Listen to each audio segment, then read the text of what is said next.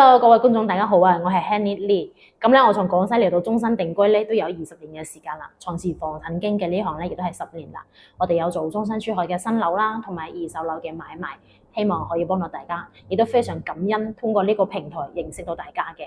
咁咧，我都知道而家好多人都係抱住一個執樓嘅心態嚟到睇樓啦。咁呢個係非常之正確嘅，因為而家房地產咧已經係進入一個居住嘅屬性啦，唔係好似以前咁樣買樓就可以賺錢啦，係咪？所以咧，Hanny以後會更加仔細認真咁樣搜集各種資料，盡最大嘅能力幫到大家分析呢個樓盤嘅情況。唔敢講話可以幫大家慳翻幾多錢，但係咧係力求唔俾大家踩雷同埋後悔嘅。最近有朋友仔就問啦，而家中山嘅坦洲朗詩新城咁平，可以入手未呢？咁樣接落嚟咧，我將嚟拆解呢一個樓盤嚇，有讚有彈，希望可以對大家有個參考嘅價值啦。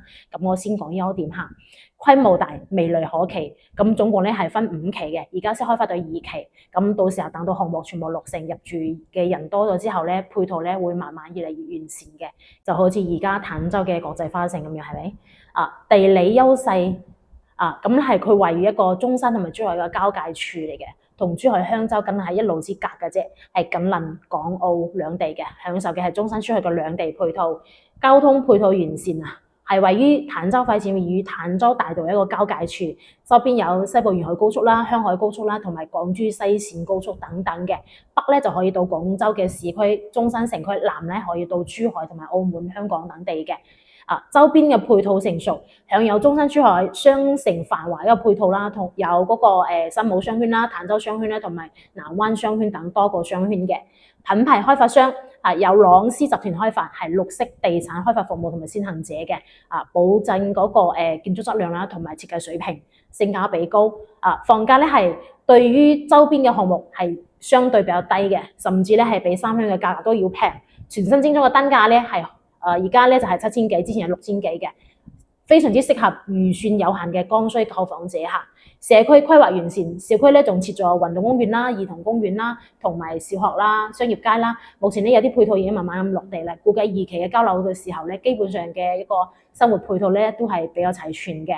咁接落嚟咧，我要講缺點啦喎。咁坦洲朗詩新城係存在以下個缺點嘅。咁咧有1期嘅業主反饋話咧，就樓盤質量有啲問題啦，地下車庫漏水啦、滲水啦、積水嘅問題咧比較嚴重啲。尤其咧係暴雨天氣部分區域積水係達到20厘米嘅喎。雖然整改，但係咧就未徹底解決嘅。咁希望發展商睇到我呢條片之後咧，會更加盡心盡力去整改，冇涼咗我哋業主嘅心啊，係咪？其他問題咧就係包括配電房啦、未安裝大門啦、配電箱外接線纜裸露、消防門栓損毀，以及地下車庫人防設施未通電呢啲都係細問題，估計而家都係解決咗噶啦。咁部分業主對開發商嘅一個整改嘅效果咧，其實並唔係好滿意嘅，認為係存在一個敷衍嘅現象。配套設施不足啦，咁商業配套唔成熟，開發商嘅一個配套嘅商業街咧，至今咧仲未有商家入住嘅。日常生活咧係需要去到比較遠嘅區域。醫療資源斷缺啦，5公里以內咧就係冇醫療配套設施嘅。教育資源方面咧就係距離學校比較遠啦，比如話永樂小學咧要2.1公里，坦洲中學咧要8.9公里嘅。